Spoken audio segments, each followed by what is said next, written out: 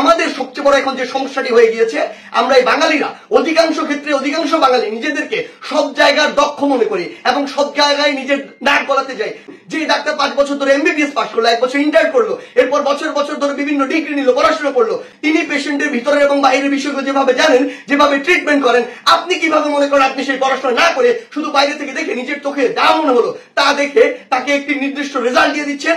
আমাদের জায়গা থেকে স্পষ্ট বার্তা, এইরকম একটি ব্লেম দিয়ে আসলে যখন আপনি একজন ডক্টরের গায়ে হাত তুলেন, তখন আপনি যে কাজটি করেন সেটি আমরা বৈষম্য বিরোধী ছাত্র আন্দোলন আমাদের জায়গা থেকে কোনোদিনও সমর্থন করতে পারি না।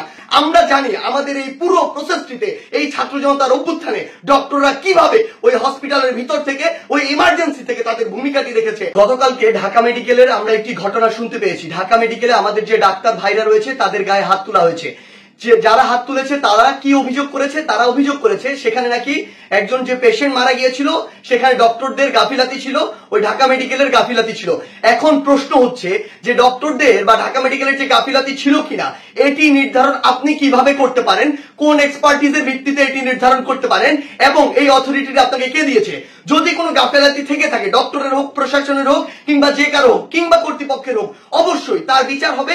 তার বিচার একটি প্রক্রিয়াধীন প্রক্রিয়া হবে, একটি তদন্তের মাধ্যমে হবে। সেই অভিযোগটি আপনি বিএমডিসি তে করতে পারেন। আমরা দেখেছি যখন কিছু সরকারের পাঁচাটা ডক্টরদের যে স্পিরিট, সেই স্পিরিটটি যাদের মধ্যে নাই, এমন গুটি কয়েক ডক্টর যখন ওই ছাত্র জনতার গণঅভ্যুত্থানে আমাদের আহত ভাইদের চিকিৎসা দিতে বাধা দিচ্ছিল, তখন অধিকাংশ ডক্টর নিজের জায়গা থেকে রিস্ক নিয়ে আমাদের ওই ভাইদেরকে চিকিৎসা দিয়েছিল। এমন অধিকাংশ ডক্টর রয়েছে যারা ডক্টরদের স্পিরিটটি ধারণ করে এবং আমাদের এই পুরো সময়টিতে আজকে পর্যন্ত আমার হসপিটালে যে আহত ভাইগুলো রয়েছে তাদেরকে নিরবিচ্ছিন্ন সেবা দিয়ে যাচ্ছে, নিজের কথা চিন্তা না করে। আমাদের জায়গা থেকে একদম স্পষ্ট একটি বার্তা, সেটি হচ্ছে যে আমরা প্রশাসনকে, মাননীয় স্বাস্থ্য উপদেষ্টা, ডিজি হেলথ সহ সকলকে একটি বিষয় স্পষ্ট করে বলতে চাই, আমাদের যারা মেডিকেলের ভাইরা রয়েছে, ইন্টার্ন ডক্টররা রয়েছে, তাদের নিরাপত্তার সর্বোচ্চ ব্যবস্থা করতে হবে। তারা দিনরাত 24 ঘন্টা আমাদের জন্য কাজ করছে, অথচ কেউ একজন চাইলো আর একটা ব্লেম দিয়ে তাদের গায়ে এসে হাত দিয়ে দিল, এটি আমরা আমাদের জায়গা থেকে কখনো মানতে পারি না।